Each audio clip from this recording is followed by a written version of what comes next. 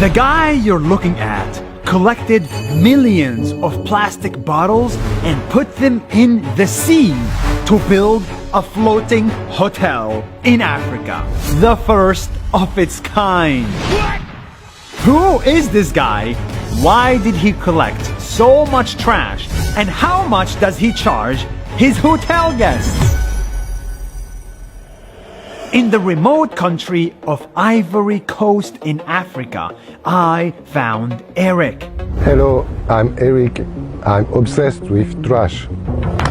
Years ago, Eric left his home and traveled all the way here to look for an opportunity. But what he found was not an opportunity.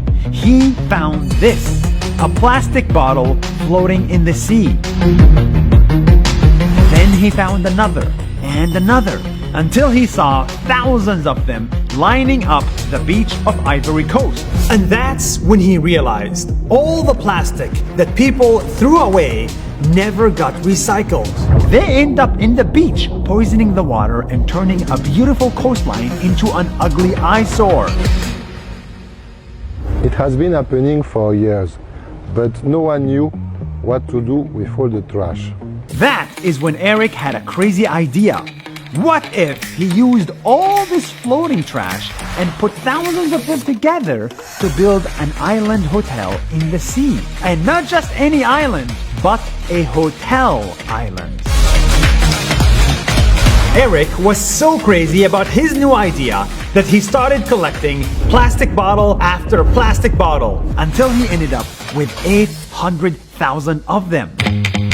Then he tied the bottles together, put wood planks on top of them, built a few rooms, and bit by bit, the island started to float. In the beginning, when the people saw what we were doing with the trash in the Laguna, people said I was crazy. Then Eric went one step further and added a freaking pool, a restaurant, and even a karaoke bar made by trash on top of water. For $100 a night, you'll get a room with everything you need, Wi-Fi and AC. And if you're bored of the view, you can even ask Eric to move the island for a different view. What? The island can be towed totally or partially for event, for example. This huge trash object in the middle of the sea is actually really eco-friendly. It has its own solar panels for energy and its own equipment to turn waste into fertilizer. Today the island weighs over 200 tons and attracts over 100 visitors per week. Eric's Island is now a successful business, but he's not stopping here. He's planning to get more plastics and build even more islands. On weekend we organize trash picking on the beach. We even get the kids to participate, so they learn not to throw away the trash in the nature when they grow up.